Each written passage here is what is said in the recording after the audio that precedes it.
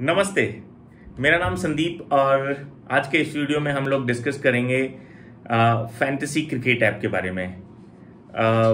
हम लोग as IT company we do have very huge experience into fantasy cricket app development और जैसा कि हम लोग गूगल पे नंबर 1 पेज पे आते हैं, पहले और दूसरे तीसरे रैंक पे, और इस करके हमारे पास रेगुलर बहुत सारी इंक्वायरीज आती हैं और इंक्वायरीज में हमें पता चलता है कि जो इस इंडस्ट्री में अपना बिजनेस बनाना चाहते हैं, बिजनेस स्टैब्लिश करना चाहते हैं, तो उनके लिए वीडियो है।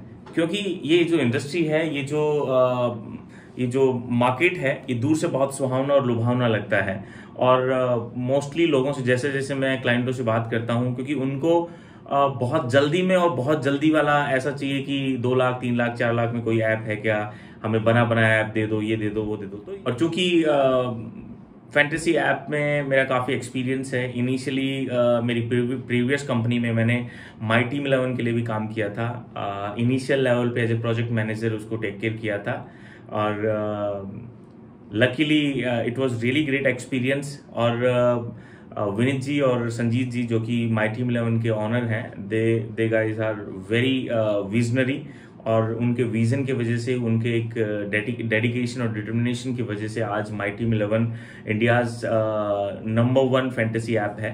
सो इस करके I do have some idea about fantasy app, I do have idea about the process and everything. So हम एक एक चीज करके सारा इस industry, market, app development, marketing, maintenance, इन सब पे एक एक करके डिस्कशंस करेंगे हम। तो सबसे पहले हम जानना चाहेंगे इस इंडस्ट्री के बारे में, क्योंकि the first point is industry. So dream 11 सो ये 2008 में फंडेड हुई थी और तब से लेके the whole credit goes to Dream 11 because after Dream 11 fantasy app itself a huge industry. Initial level में इस तरीके के मार्केट को बहुत सारे लोग सपोर्ट नहीं करते थे, लेकिन जैसे जैसे इस कंपनी ने इस ऐप को आगे बढ़ाया और बाकी की कंपनियां आती गई मार्केट में, एक अलग तरीके का ट्रस्ट यहाँ पे बना है। तो इस इंडस्ट्री की अगर हम बात करें तो ड्रीम 11 के पास आज के दिन 130 मिलियन यूजर हैं इंडिया के। और अगर माई टीम 11 की बात करें तो अगर गूगल पे आप देखेंगे तो वो 18+ मिलियन यूजर दिखा रहा है, बट अभी काफ़ी और भी हो गए हैं। ये जो डेटा है ये काफ़ी पुराना है। माई टीम 11 2016 में फंडेड हुई थी, ड्रीम 11 2008 में फंडेड हुई थी। इसके अलावा बहुत सारी ऐसी टॉप की एप्लीकेशन है, बल्लेबाजी भी है, विजन 11 भी है, माई 11 सर्किल भी है। तो ये बहुत सारे ऐप हैं और अभी बहुत अच्छा ये परफॉर्म कर रहे हैं मार्केट में। दे गाइज आर डूइंग ग्रेट। और इनके साथ साथ अब हर कोई सोच रहा है कि ये वो इंडस्ट्री है जहां पे दाव आजमाना चाहिए, बट इस इंडस्ट्री में आने से पहले, इंडस्ट्री में घुसने से पहले हमें कुछ चीज़ों को बहुत विस्तार से जानना होगा। इंडस्ट्री के बारे में हमने समझा कि क्या इसका वॉल्यूम है, कितने यूजर्स यहाँ पे हैं, या और इस इंडस्ट्री में अभी कितना डेप्थ बाकी है, कितने लोग इस पे आ रहे हैं। क्योंकि सब जानते हैं क्रिकेट इंडिया में बहुत बड़े लेवल का दर्जा हासिल कर रखा है क्रिकेट ने, और अभी धीरे धीरे क्रिकेट का जो दर्जा है वो ऑल ओवर वर्ल्ड में बहुत ज़्यादा बढ़ रहा है। तो अभी आपने देखा होगा कि आईपीएल के जो डिजिटल राइट्स हैं वो माइट बी 45,000 करोड़ समथिंग। सो अभी क्रिकेट इंडिया में और बढ़ने वाला है। इस इंडस्ट्री में, फैंटेसी ऐप डेवलपमेंट इंडस्ट्री में और लोग आने वाले हैं। हालांकि पहले से बहुत सारे लोग हैं, हर एक बड़ा खिलाड़ी इसमें ऑलरेडी घुस चुका है, बट जो भी इसमें आना चाहते हैं उनके लिए हम लोग और भी डिटेल में डिस्कशन करेंगे। तो नो डाउट ये इंडस्ट्री बहुत बेहतर है, बट इस इंडस्ट्री में आने के लिए हमें एक अच्छे खासे स्ट्रेटेजी, प्लानिंग और बड़ा इन्वेस्टमेंट की जरूरत होगी, ऐसा नहीं है। ठीक है, तो ये तो हम इंडस्ट्री की बात रही। जो सेकंड पॉइंट है, इस इंडस्ट्री में जो मोबाइल एप्लीकेशन डेवलपमेंट जो है उसका क्या प्रोसेस रहता है। देखिए, सबसे पहले तो हमारे पास जो सबसे ज़्यादा इंक्वायरीज आती हैं वो इस इंडस्ट्री में आती हैं कि ठीक है, हमें ऐप बनवाना है और हमारा बजट है 1 लाख 2 लाख 3 लाख। चूंकि उनकी भी गलती नहीं है, ये इंडस्ट्री इतनी ग्रो हुई है तो बहुत सारी आईटी कंपनी उन्होंने पहले से ये प्रोडक्ट बना के रख रखा है और उनको फर्क नहीं पड़ता कि ये ऐप आगे जाके चलेगा नहीं चलेगा, तो वो सेम ऐप को ही बार बार रीसेल करते हैं। और जो क्लाइंट्स होते हैं उन्हें भी इस इंडस्ट्री का बिल्कुल आइडिया नहीं रहता है। उनको लगता है, उनके अकॉर्डिंग टू क्लाइंट, उनको लगता है कि प्रोडक्ट बनने के बाद उनका बिजनेस बन गया, But frankly speaking, product is all about 5 to 10% of total business. Rest of 90% is all about marketing, planning, strategy, investment.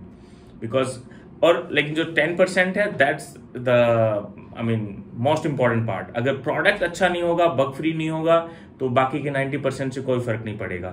क्योंकि अब आईटी को बहुत लंबा टाइम हो चुका है, लोग एप्लीकेशंस यूज कर रहे हैं, तो उन्हें अब एजुकेट करने की जरूरत नहीं है. They know what exactly the quality, they know what exactly the best way to use the application. So उनको पता है क्वालिटी ऐप पे ही वो जाएंगे, बाकी पे नहीं जाएंगे. तो पहला मेरा आपसे यही अनुरोध है कि जब इस इंडस्ट्री में आप घुसना चाहते हैं, इस इंडस्ट्री में आप अपना बिजनेस बिल्ड करना चाहते हैं, तो आप इन छोटे मोटे 1 लाख 2 लाख 5 लाख के चक्कर में ना पड़े. अब खुद सोचिए कि अगर 2-3 लाख 5 लाख का ऐप बन के और मार्केट में आप मिलियनियर बन सकते हो, तो ये पॉसिबल नहीं है.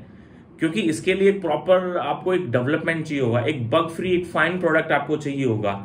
और उस प्रोडक्ट का जो डेवलपमेंट है वो एक तरीके से होगा. ऐसा नहीं है कि आपने एक रेडीमेड प्रोडक्ट खरीद लिया और उसके भरोसे चल रहे हैं. नहीं, आपको एक परमानेंट सॉल्यूशन पे जाना पड़ेगा. एक प्रॉपर तरीके से डेवलपमेंट उसका होगा, और डेवलपमेंट में 8-10 बंदों की प्रॉपर टीम लगेगी, जिसमें प्रॉपर रिक्वायरमेंट एनालिसिस होगा, डिजाइन बनेंगे, एक बेहतरीन मार्केट रिसर्च के बेसिस पे यूआई बनेगी, डेवलपमेंट होगा, एपीआई और एडमिन डेवलपमेंट होगा, क्वालिटी टेस्टिंग होगी, और उसके बाद हम मार्केट में जाएंगे. तो यही एक बेस्ट अप्रोच है. क्योंकि अगर ऐसा होता है कि 5-7 लाख में अगर ऐप बन के और मार्केट में जाके हम अच्छा खेल कर सकते हैं, तो ये पॉसिबल नहीं है. इसके लिए एक प्रॉपर डेवलपमेंट टीम चाहिए. और अगर डेवलपमेंट प्रॉपर टीम नहीं है, तो मुझे लगता नहीं कि आपको दाव खेलना चाहिए, क्योंकि उसके बिना आप प्रॉपर आगे नहीं जा सकते हैं. अब इसके अलावा बात करते हैं, प्रोडक्ट बन गया है, प्रोडक्ट बनने के बाद अब हमारा काम आता है मेंटेनेंस का. अब प्रोडक्ट बनने का, आईटी इंडस्ट्री में बोला जाता है कि कोई भी प्रोडक्ट अगर बन चुका है और उस पर अगर रेगुलर काम नहीं हो रहा है, तो उसको डेड बोलते हैं. So it is very important to keep continue working on the new features, keep continue to upgrade your existing features, keep continue to maintain the quality of the application. So इसके लिए एक proper team जो regular इसके maintenance पे काम करेगी, और जो कंसिस्टेंटली जो बग्स आएंगे रियल टाइम सिनेरियो में यूजर्स के थ्रू, उन पे काम होगा. So that's the key point once the product will be done. And मैं लास्ट में बोलूँगा, marketing is the key. Best fine product आपके पास होना चाहिए, बट बेस्ट और फाइन प्रोडक्ट बनने के बाद आपका पूरा का पूरा जो फोकस होना चाहिए वो एक प्रॉपर मार्केटिंग स्ट्रेटेजी पे होना चाहिए. मैं एक एग्जांपल के थ्रू आपको समझाना चाहूँगा. सपोज करो आपने एक अच्छा बेहतरीन प्रोडक्ट बनाया है, आपने गूगल बनाया है, बट उस गूगल के बारे में मुझे या किसी और मार्केट के बंदे को नहीं पता, तो उस गूगल का क्या फ़ायदा. तो कोई भी बेहतर प्रोडक्ट बना लो, बिना मार्केटिंग के वो जीरो है. तो मार्केटिंग की स्ट्रेटेजी के साथ जाना पड़ेगा, और मार्केटिंग में कितना पैसा लगेगा कोई नहीं बता सकता. इनिशियल जो फंडे हैं वो हम डिजिटल मार्केटिंग के थ्रू, एसईओ के थ्रू, सोशल मीडिया के थ्रू, इंस्टाग्राम, फेसबुक, यहाँ पे थोड़ा मनी बर्न करके हम लोग एक अच्छा ट्रैफिक लेके आते हैं. तो ये पूरा प्रोसेस चलता जाएगा. तो ये सारी चीज़ें हैं जो हमें मैनेज करके चलना पड़ेगा. और ये इंडस्ट्री बहुत बड़ी है, रेवेन्यू जो वॉल्यूम है वो बहुत बड़ा है, बट फ्रेंकली स्पीकिंग अगर आप सोच रहे हो कि एक नॉर्मल तरीके से ऐप बना के और मार्केट में जाएं, तो ये एक धोखा होगा. एक महीने में अगर इंडिया की बात करें तो कम से कम 100 एप्लीकेशन लॉन्च होती हैं, चलती कोई भी नहीं है.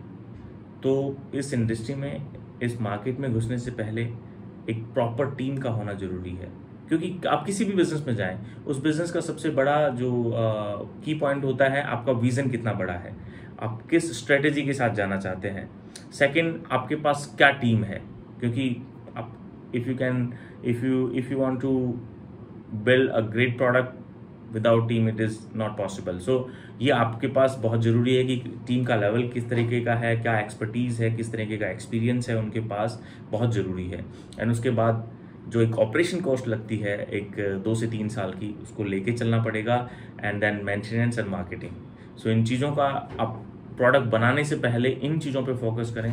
जब ये सारी चीज़ें कंप्लीट हो जाएंगी, आप इन पे कॉन्फिडेंस आ जाएगा आपको, तो उसके बाद आप इस बिज़नेस में एंटर करने की सोच सकते हैं. So that is my personal experience on fantasy cricket app, fantasy industry.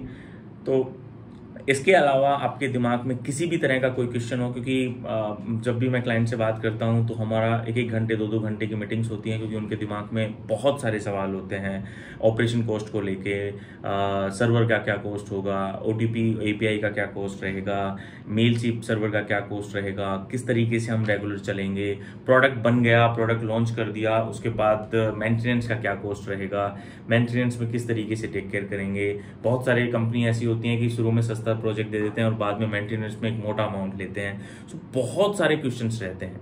तो कोई भी क्वेश्चन आपके दिमाग में हो, किसी भी लेवल का questions, I always there to help you out. जरूरी नहीं है कि हम आपके प्रोडक्ट पे काम करें, बट अगर मैं आपको हेल्प कर पाऊँ, मैं आपको एक प्रॉपर गाइडेंस दे पाऊँ, मैं आपको एक प्रॉपर स्ट्रेटेजी और प्लानिंग गाइड कर पाऊँ, that will be really great for me, and that's the only objective by this video.